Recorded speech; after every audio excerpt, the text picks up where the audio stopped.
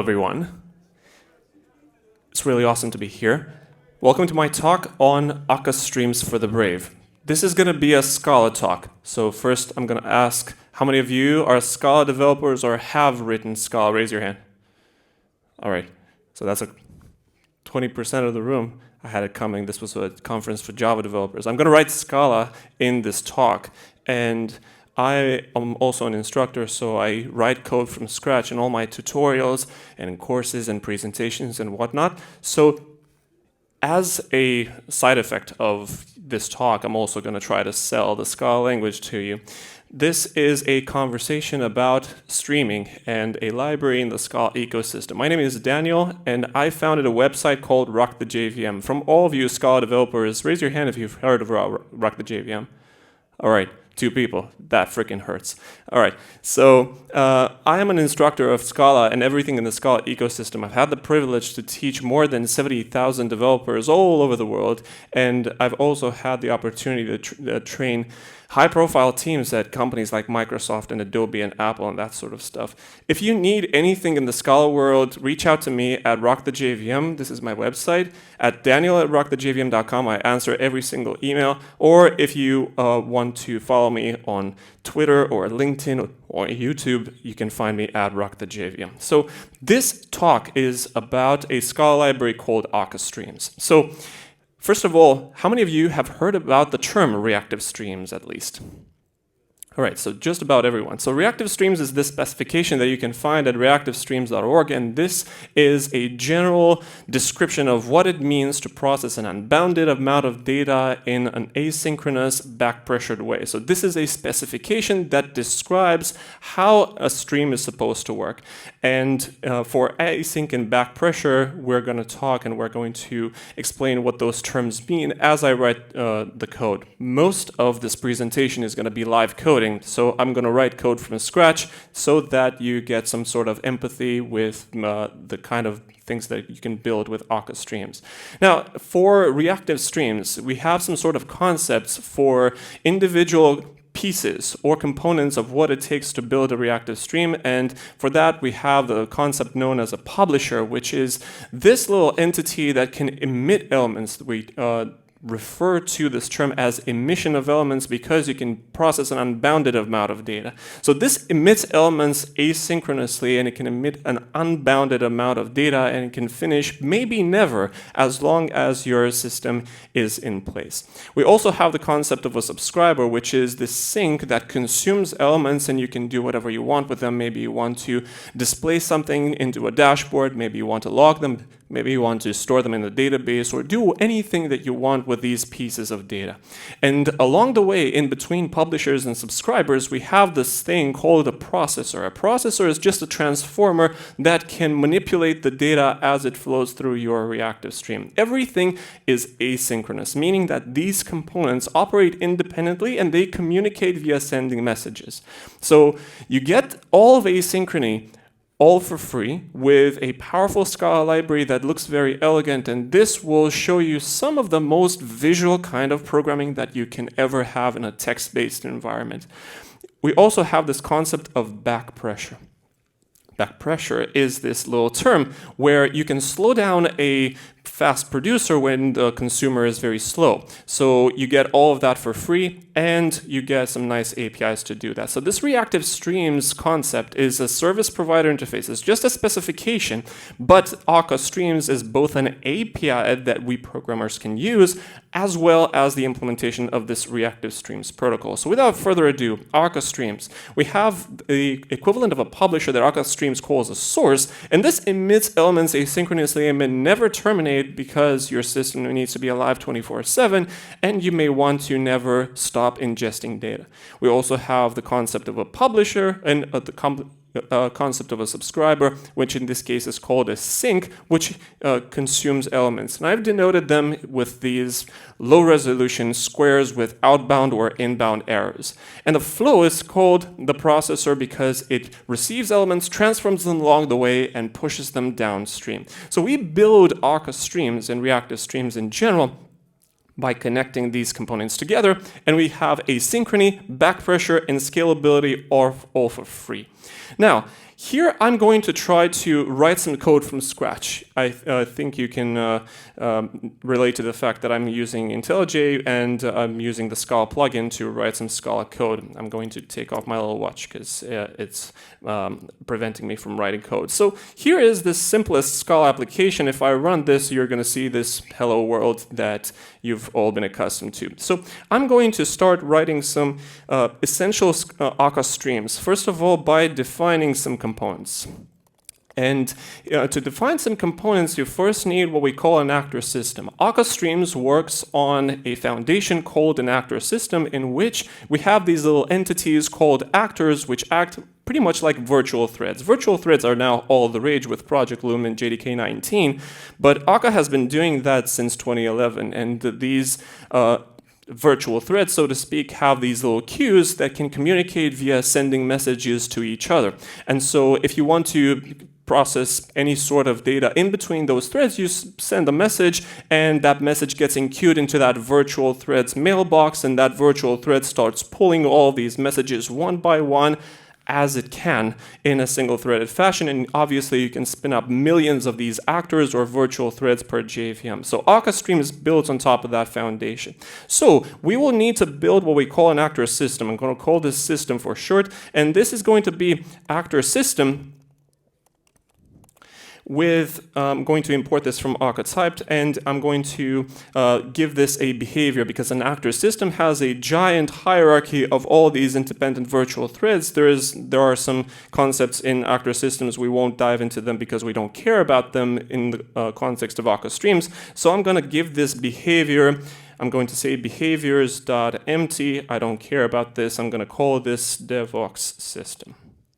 Now, this actor system I'm going to make implicit, which is a very fancy word in Scala for the concept that this actor system will be passed around as an argument automatically for all the streams components that I'm going to build. All right. Now, this system will allow me to define some components, for example, a source. So a source, not a sorcerer, this is going to be a source for anything that you might deem specifically important for your business requirements. It can be in-memory objects, it can be Kafka messages, it can be any sort of data streams, it can be user clicks, whatnot. I'm going to simply import source for our Akka streams, and I'm going to simply pass in some numbers like 1 to 100. This is a range that you normally build in Python. And I'm going to define also a sync as a sync that I'm going to import from the right package, because there are a lot of syncs in that. And I'm going to say for each element that flows into this sync, I'm going to print it out just like that. And in between the source and the sync, I'm going to write what is called a flow, which is a transformer of elements along the way. So I'm going to say flow int, and I'm going to have to import flow, obviously, assuming I can spell properly. Okay, so flow, import that from Scala DSL. So flow of type int. This thing, for those of you Java developers, this is essentially generics in Scala. So we have that square brackets instead of these angular brackets that you have in Java. So I'm going to say flow int map, and for every element that I have inside, let's say I want to transform that in a particularly interesting way, like doubling it. All right, so we have some essential components now. If you want to connect these components together, you obtain what we call a graph. So I'm going to call this first graph.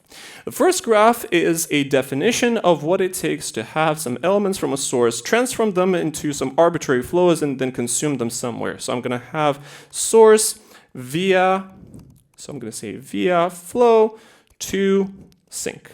All right.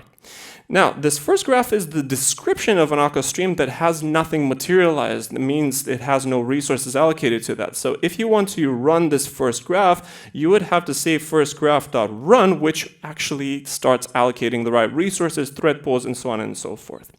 Right, so if I run this application now, you're going to see all the elements 1 to 100. So I'm going to say sync for each. Okay, I needed the type argument here. So if I call run here, you will see that all the streams are allocating their resources, and we have all the elements 1 to 100 being doubled and then being printed out. So you get all the asynchrony and back pressure for free, meaning that if I define something along the lines of an asynchronous flow that has some complex computation instead of just doubling a value, you will also get that transparent protocol that will slow down a fast producer. So let me define an asynchronous flow. So async flow as flow int, flow of type int, and I'm going to say map, and there is a version of that called map async that takes a number of threads. So this is the degree of parallelism of this particular flow. And for every element that goes into this flow, I might want to simulate a long computation. So something long that needs to be parallelized, a long computation. Maybe I want to do something that takes a lot of time. Instead of using my CPU, I'm just going to simulate that through a thread sleep. And I'm going to pass in some random. So I'm going to say a random with a capital R, so random. Next int, I'm going to say that this sleeps for at most 1 second. And then I'm going to multiply that by 2 because obviously that's super interesting. Okay, so we have flow int. And instead of doing this in an asynchronous fashion, meaning that it blocks the calling thread, I'm going to return a future. You've dealt with futures in Java. A future in Scala is an equivalent way of doing the same thing. And a future has these functional programming primitives like map, flat map, and for comprehensions that I'm going to demonstrate shortly. So these futures are essentially computations that run on another thread. Now, we have a compiler error because we need some sort of thread pool on which we can delegate this computation. So I'm going to define another magically implicit value. I'm going to call this execution context, so execution context, and this is system.execution context. I'm going to use the thread pool that normally runs the streams themselves. Now, so this is a flow. This is a transformer that upon receiving an element delegates some computation on some thread, and once it's completed at some point, it will return the value and push it downstream. Now, obviously, we can create some more complex graphs that takes sources and multiple flows and pushes those to the sink. So let me demonstrate that. Let's call this second graph as source via flow. And I can chain this via another flow, for example, this async flow, and then to the sink. And then I can call run on that. So here in main, I can say second graph run, and we can run this application, and we are going to see each element multiply by 4. Except now in this case, we have these elements taking a little bit of time to compute because we have this long computation that we're delegating on another thread. Good. Do you follow? Yes or no? All right. Thank you. This is great. So we have these asynchronous streams that we can use to pretty much process any sort of data in a back-pressured asynchronous way. All right. Now, I'm going to demonstrate a back-pressure protocol. So back to a little description. Back pressure means that in this Akka Streams scenario, the elements in your stream will flow as a response to demand from consumers. So if I have a stream that looks something like this in a simplified way, the way that the stream will actually start is by the consumer signaling some demand from upstream. So in this case, we'll get the demand signal all the way up to the source, and the source will start producing these elements which will flow downstream. Now, if the consumers are still fast, then everything is fine. But if the consumers are slower than the producer can produce them, then we have a problem because there are some pieces of data that cannot be processed in due time. And so the consumer will send a signal to the producer to slow down a bit and start maybe buffering some of the elements in its own internal memory so that it will give the consumer enough time to complete the computation. So we have this red signal, this back pressure signal, all the way upstream so that the source, the publisher, starts lowering the throughput. So this will slow down the entire stream, but no data is lost. This is good so that we don't lose any meaningful or valuable data for our business. All right. This protocol is transparent, so you get everything in this backpressure thing for free. This is super, super important. So let me demonstrate a simple backpressure scenario. So let me define a fast source. So I'm going to say fast source as source. So source 1 to, let's say, 1000, so that we can have some time to investigate the output. And then I'm going to say via this async flow that I've just described. So we have source via async flow. I'm going to use that. And I'm going to put that right above main, because I'm doing that outside the application.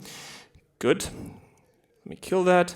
So we have this via async flow, and I'm going to say for every element that I get inside, so I'm going to have for every element, for every x, I'm going to print out, so I'm going to say print line, let's say waiting on the consumer, and then I'm going to inject x inside because that's super cool, and then I'm going to return that same elements just so that we can demonstrate where we are.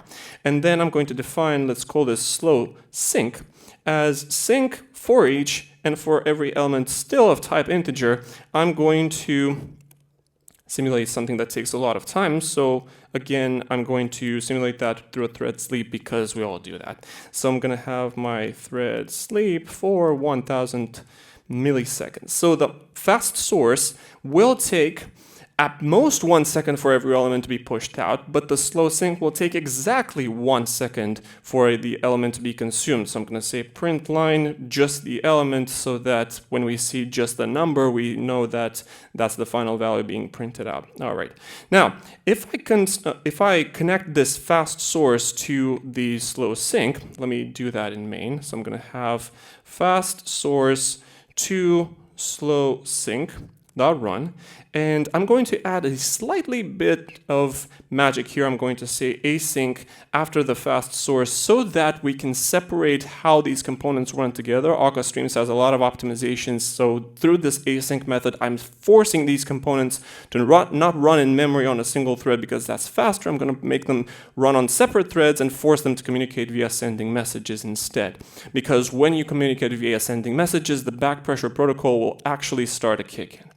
Right, let me start to run this application, and we will start to see something that's very interesting. Notice that waiting on the consumer starts printing out quite a lot of values until one value is being printed in the sync, which means that the fast source will internally buffer some of the elements so that no data is lost, and will wait until the sync will start printing out some of the elements before it will start producing some more. So we have something printed by the sync, so the source will start pausing, and then when it has enough space, then it will start producing more elements, and so on and so forth. So it has this back and forth, pausing, resuming, pausing, resuming, pausing, resuming, so that the throughput is maximized while not losing any data. This is super powerful, and you get this for free in just a couple lines of code. Do you follow?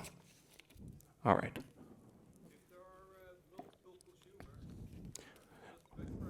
Yes. So the question was, if there are multiple consumers, does the backpressure protocol kick in? Yes. I'm going to start demonstrating a graph that has multiple consumers. So right now we have a single linear kind of graph where you have source to processor, processor, processor, and then a single consumer. I'm going to demonstrate a case with multiple consumers just to demonstrate the graph DSL. But yes, the backpressure protocol does kick in, and it will slow down the stream enough so that you don't start losing data. All right. Now, at this point, I'm going to show you something that's very powerful. Akka Streams has this API that will allow you to do pretty much the closest thing to visual programming that I've ever seen in a programming language. So I'm going to show you some actual graphs. So let me show you a diagram for a multi-processor graph. So let's say we have a single source, and then we want to feed all the elements into two separate processors that we want to process at the same time. Maybe they're long computations, so we want to delegate both. They're very separate. And then we want to tuple the values together into a single consumption so that we might want to maybe display them in a graph or something. So this is the first instance of a nonlinear graph where we have some multiple processors working at the same time. So this is the kind of stuff that I would like to implement in code. Here's how I'm going to do that. So I'm going to define my, let's call this input. So this is a source from, let's say, 1 to 1000 so that we can inspect all the values. And then here after the input, I'm going to have two processors. One is very interesting. It's, let's call this incrementer as flow int.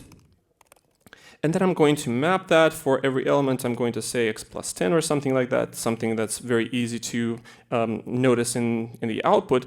So we have some toy examples, but I'm going to demonstrate something more real life shortly. And let's call this a doubler as flow int, and then map, let's say for every element, I'm going to multiply that by 2 or something like that. So two simulated computations that are different. You might want to maybe take users and, I don't know, maybe send them an email, or maybe you want to feed them through some sort of data processing machine. But these are separate use cases for your application, and you still want to do them at the same time. So you might want to delegate all the elements to both of them at the same time through one of these graphs. And I'm going to have my consumer, let's call this output, as sync for each. And this in this case, we don't have integers, we have tuples. So I'm going to have int and int with the right parentheses here. And I'm going to have for every element, I'm going to print it out. So print line, and I'm going to print that tuple. I'm going to simply name it T so that we can identify it more easily. Now, let me define the actual graph. So I'm going to define, let's call this complex graph as, and I'm going to use an API called graph DSL. Graph DSL.create takes a bunch of arguments. So I'm going to import graph DSL. The function is called create, and graph DSL create takes a first argument list. I'm going to show you how you can do that with some more complex use case. And this second function is called from a builder to the shape of the graph. The shape of the graph decides how many inputs or outputs you have free or not connected in your graph. Right now in our display, in our complex graph, we don't have any inputs or outputs from this entire graph. Everything is closed or connected together already. So I'm going to return from this function, I'm going to return an object called closed shape. So closed shape is the shape of the final graph. All right. Now I'm going to import a bit of magic. So I'm going to import. It's called graph DSL implicits everything, which will add a bunch of extension methods. So extension methods are some methods that you can add to existing types. This is something that's possible in the Scala language. Java cannot do that, at least at the moment. And the method naming in Scala is also very permissive because you can have some non-alphanumeric characters for method definitions. So we have this concept of extension methods that are enabled through this import. Right, so I have my input, we have our little flows here, and we have the output. What we're missing is the large rectangles in this diagram. All right, now let me define them. So I'm going to define a val, let's call this broadcast. So broadcast, let me indent that. So broadcast is builder add. So I'm going to use this builder object that I'm being given. This is a mutable data structure that will allow me to define the concept, the components of the graph, as well as the connections between them. So I have this builder add, and I'm going to use a construct called broadcast. Broadcast of type int, so I'm receiving elements of type int, and I'm going to push them to two outputs. As well, I'm going to define a zipper. So a zipper with a double P, because I'm assuming I can spell that. So I'm going to have builder add, and the function or the component that I want to add is called zip, ZIP. Obviously, I'm going to import them. I'm not going to import them from the Java DSL package. Obviously, Scala is preferred for Akka Streams, but Akka Streams also has Java APIs, although a little bit more verbose because we all know how Java is. And I'm going to have my int. This means that the zip has two inputs of type int, and it will tuple them together, so the output is going to be a pair of integers. All right. Now, this is the fun part, so connecting the stuff together. Now, if you connect the stuff, that means you want to define all these connections. So right now we have all these components in isolation. We would like to be able to connect them together. The way that we can connect them is in the following way. First of all, we say that the input feeds into this broadcast because we want to multiply the output. So I can say input feeds into this little squiggly arrow. This squiggly arrow is enabled by this import. Squiggly arrow broadcast. As well, the broadcast will then feed into my first flow. So I'm going to have the incrementer. And then I will also feed that into zipper.the first input. I'm going to call that in0. Now, I have some compiler errors because this builder thing is being passed or wants to be passed implicitly. So I'm going to also mark that as implicit with this magical keyword. So this will clear all my compiler outputs and all my problems will disappear. So this input will feed into the broadcast, and then the broadcast will then feed into the doubler. And this will feed into the zipper in 1. So this will feed into the other input of the zipper. Now the indentation here doesn't matter, but I want to prove a point here because I can also say zipper.out will then feed into the output. This is the closest to visual programming that you can basically ever have. This squiggly arrow is an operator, so to speak, but it's actually a method because a method can take non-alphanumeric characters, and methods with one argument can be infixed like this. So you can say object feeds into zipper.in0. Just as a detour, because most of this audience in this talk is Java developers, if I define a case class is kind of like a record in Java, but like 15 years earlier. So case class called person with a name, a string, let's call this favorite movie as a string. I can define a method, let's say likes, and I'm going to pass a movie as a string, and I can return a boolean saying that the movie must be equal to the favorite movie, otherwise this person will not like this movie at all, let's say. If I define a val, let's call this Daniel, which is a person with the name Daniel, and let's say my favorite movies is Devox YouTube.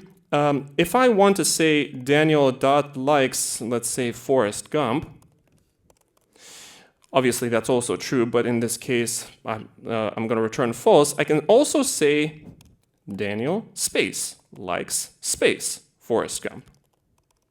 So this is the kind of stuff that Scala will offer automatically. So this method called likes, because it takes a single argument, can be infixed like that, and you can also name it in a very interesting way. You can name this, for example, question mark, and this question mark is a viable method name in the Scala programming library. So this is the kind of stuff that you get in Scala for free from just by existing as a language. Back to Akka Streams. So this squiggly arrow is also a method that's being used in fixed like that, and you kind of get a visual description of the graph in like the text-based programming language. Raise your hand if this is like a mediocrely cool. All right, thanks so much. Good. So this is the kind of graph that we are talking about. If I want to execute this graph, I can say runnable graph. I'm going to import that. From graph, I'm going to pass this inside, and then I'm going to call run on that because that's what we did with our previous graphs. If I run this application, we're going to see tuples of values being printed automatically from 1010 to 2000 because every item is added with 10 or doubled. All right. So to answer an earlier question, you get all the back pressure, asynchrony, and scalability all for free with this kind of visual API. All right. Now, because I have some time left, I'm also going to demonstrate something that's slightly closer to real life. It's still going to be a toy example because I like to write things from scratch so that you can mentally write the code in your own head to debug and understand how that works. So I'm going to imagine some sort of fictitious anti-money laundering scheme. I have a question. I'm going to save some time to the end for questions. ING, one of the leading European banks, is doing this sort of stuff with Akka Streams in their own internal implementation. I listened to a talk recently on this sort of stuff. So let me define an anti-money laundering scheme where I have a case class like a record. It's called transaction. So a transaction will have, let's say, an amount as a double. Let's say we have a sender, which is a user ID. I'm going to use a string for that, a receiver, which is also a string, and let's say we have a date in the number of days difference to the present day, let's say. So I'm going to use an integer or a long or something along these lines. Okay. Good. Now, let's say that a transaction, so a transaction is suspect. This is a toy example, but we can enable this in real life for real transactions. Let's say a transaction is suspect if you try to send over 10,000 euros to anyone, so the amount is bigger than 10,000 euros. If the receiver is in some sort of blacklist, and if the date is wrong, and just for this example, I'm going to assume that the date is wrong by considering the date being bigger than let's say date bigger than 1,000 days or something like that. So you want to send this payment like 3 years into the future. That's obviously wrong. Nobody can do that, at least not directly through like a mobile application. So let's say that we have a, let's call this constant like suspicion threshold. And this suspicion threshold is 10,000 euros. Let me define also my little blacklist. So blacklist as a set, which contains like bad guy 1 and bad lady 2, and one of your nastier kids. Let's say you're a kid. Because if somebody sends your kid some money, then you want to trigger all the alarms, let's say.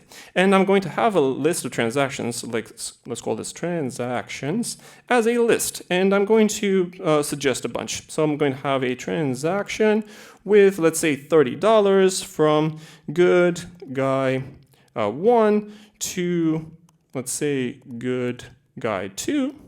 And this date is 0, meaning that it will be sent today. And I'm going to copy that because I'm going to multiply this transaction. Let's say we want to send $30,000 from good guy 1 to bad guy 1 in today. So this has two sources of suspicion because we have the amount bigger than the threshold and the bad guy 1 is also in the blacklist. Let's also assume that we have another transaction for $300 from bad guy 1 to good guy 2. Let's say this has 3,000 days into the future, and then we have some $500 or $3,000 or something like that. And let's also send this to your kids. And let's say we have 3 million days into the future. Okay, so we have quite a bunch of sources of suspicion. We have 2 from here, 1 from here, and another 2 from this one. So we have 5 sources of suspicion in total, and we might want to display each of them in the dashboard, or we might want to present a single conclusion right at the end of the stream. Okay, now, we would like to have some multiple consumers, addressing an earlier question, to count or somehow aggregate all of the transactions that were suspicious for one particular reason. So I'm going to instantiate a sync, that is a consumer, 3 times. Let's call this count sync. This is pretty simple, so I'm going to say sync.fold. Sync.fold takes 2 type arguments. One is the result type, which is an integer. In this case, I want to count the number of transactions, and the element type that feeds into this sync. So this sync will receive transactions, and it will return an int once the stream is completed. I'm going to start the count at 0, and then I will need a 2-argument function that takes an initial count and a new transaction, and then I'm going to return whatever I want from aggregating these 2 together. So once I receive a new transaction, I would like to increase the count by 1. So I'm going to say count plus 1.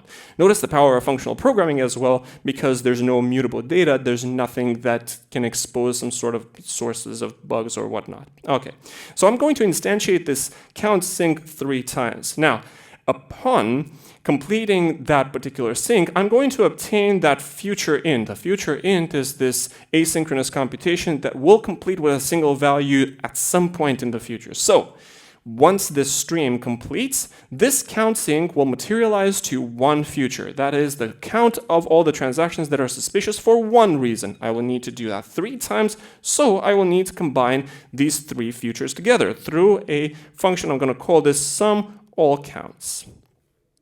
This sum all counts is going to be a function from a future, from 3 futures. So future int, and I'm going to copy that because I'm going to type it a lot. So future in, future in, future in, that's 3 futures, and it will return a new future int. So this is going to be, let's call this f1, f2, and f3. And then I'm going to combine these futures together by summing up their results. Now the problem is, these futures can complete an arbitrary point in the future. So we have in Scala this magical construction called a for comprehension. A for comprehension is essentially a way to combine monadic values together. That's a very, very loaded term. And I can say, let's call this count 1 in future 1, and then count 2 in future 2 once it completes, count 3 in future 3 once it completes. I'm going to then result in count 1 plus count 2 plus count 3. So when all of these 3 futures together will complete, then I will return another future with all of these values combined together. This is what this for comprehension means. And in 3 lines of code, you can essentially combine asynchronous computes. I don't even want to imagine how you would write this in other languages with lots of lines of code. Anyway, so let me define my AML graph like graph DSL dot, and I'm going to now use a more complex construct called create graph. So create graph, and create graph takes a large argument list. So I'm going to use my count sync 3 times. So I'm going to say count sync, count sync, count sync, which means that when this AML graph is instantiated or allocated, this count sync will be materialized or will be allocated 3 times. Then I will have the combination function to combine all the results together once these syncs will complete. So I'm going to have to pass my sum all counts as my second argument list, and then the third argument list is going to be a function from that implicit builder. So implicit builder.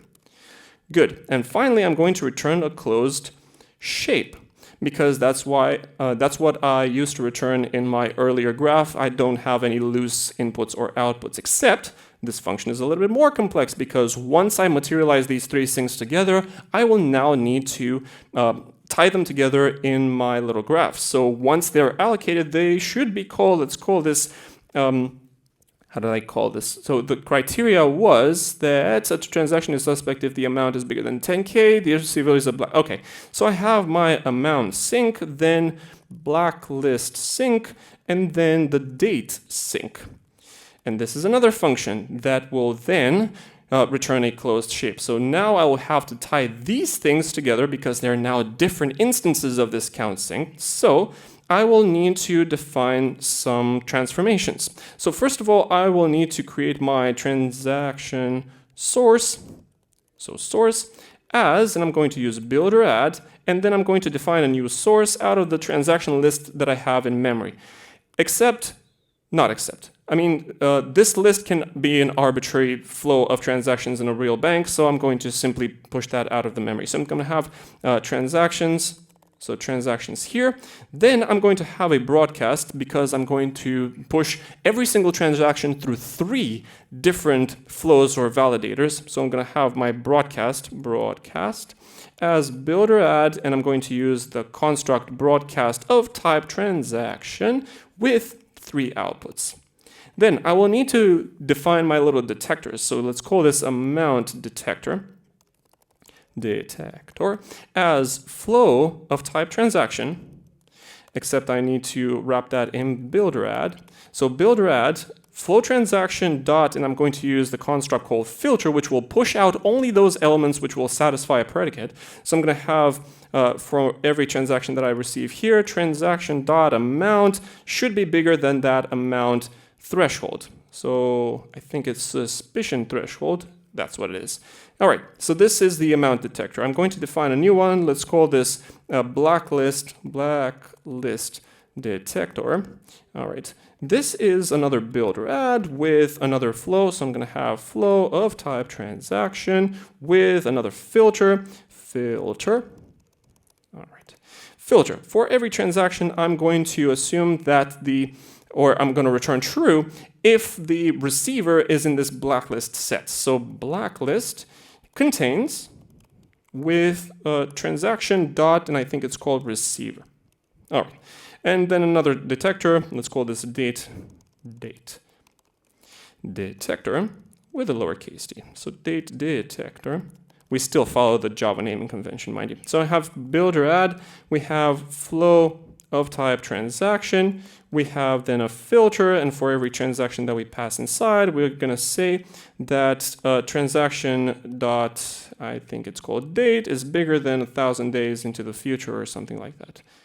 Date bigger than 1,000. Okay, cool. After that, I'm going to define my visual graph. So visual graph. And I'm going to have the transaction source, which will feed into the broadcast. So broadcast. Then the broadcast will then feed into one of the detectors, the amount detector, which will then feed into the amount sync. After that, the broadcast, let me indent that a little bit so that we can have some nicer looking code, so nicer indents. Okay, so broadcast now feeds into this other detector, like blacklist detector, assuming I can push this squiggly arrow here. So blacklist detector. And then to the blacklist sync. So blacklist sync like this. And then we have another broadcast feeds into this other detector, date detector, and this will then feed into the date sync. So notice how easy it is for us to define all of these graphs. Obviously, the squiggly arrow is not in scope yet because I haven't imported my little magical extension method. So I'm going to import my graph DSL implicits everything. And notice that the compiler has now magically added all these squiggly arrows for me. This is my anti-money laundering scheme. Now, if you gave me another hour, I would probably implement ING's anti-money laundering scheme just with this kind of visual graph. I'm kidding. They put a lot of thought into their anti-money laundering scheme, but the visual graph looks very, very similarly. All right, now, if I want to define a runnable graph, I could say runnable graph.from graph this AML graph.run. Let me run this, and we will see the count of all the suspicions here. Except I'm not printing anything, and I think it's because I'm not runnable graph.from graph AML graph.run. This is the final future. Let's call this final count future. Too much camel case for me. All right, so final count future. Final count future. I'm going to say for each. That is when the final count future completes. I'm going to say final count. I'm going to print something out to the console. So I'm going to say print line. And then I'm going to say total warnings, and I'm going to print this out as final count. We have this magically interpolation in strings. This is also very nice as Scala experience. So we have total warnings 4. That's because we have 2 suspicions from this transaction, 1 suspicion from this transaction, and your kids. Okay, that's because I spelled this wrong. With your kid, I think if I run this application again, we should see 5 warnings in total. All right, so total warnings 5. Now, what if you wanted to print or somehow push the transactions that are particularly suspicious for a particular reason to some sort of dashboard? Well, you can use a construct called, I'm going to use a filter here, and then I'm going to use a method called wiretap. And for every transaction that flows through this flow, obviously the flow will not modify this transaction, but then I can push this to some dashboard, and the dashboard is obviously my little console here. So I'm going to say suspicious transaction. I'm going to say improper amount, and I'm going to use my little transaction txn because this is expanded as a toString. And this wiretap here is very useful, so I'm going to use them everywhere. So I'm going to have my little flow. Let's format my code a little bit, and then I'm going to add another wiretap, suspicions transaction for black list. And then I'm going to print my transaction and my date into the future. let me use another one. And as I'm formatting my code, I will add another wiretap for the weird date, because that's what an official bank would say. Okay, so if I run this application again, we should also see every single transaction with their own suspicious reason. So you can print them to any sort of dashboard if you want to push them to some investigation team for your particular business. All right, this is it, folks. Thank you for coming to my talk. You're awesome. So if you have any questions, I defer the question for later.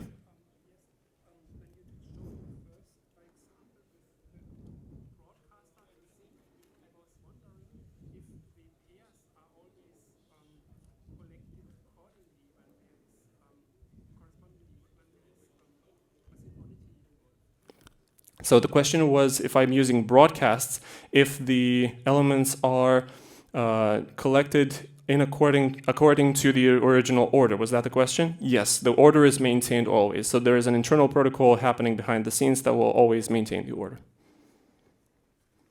Yes, please. Exception management. Akka Streams also has some error management flows. I didn't demonstrate them in the talk, but Akka Streams also has some recovery methods for them. So for example, if you throw some exception in one of the flows, you can recover the stream, you can ignore the element which caused that exception, you can turn down the entire stream. So there are some options that you can use if some exceptions get thrown or something erroneous happens. Yeah. Any other questions, folks? Going once, going twice. Thank you so much, folks.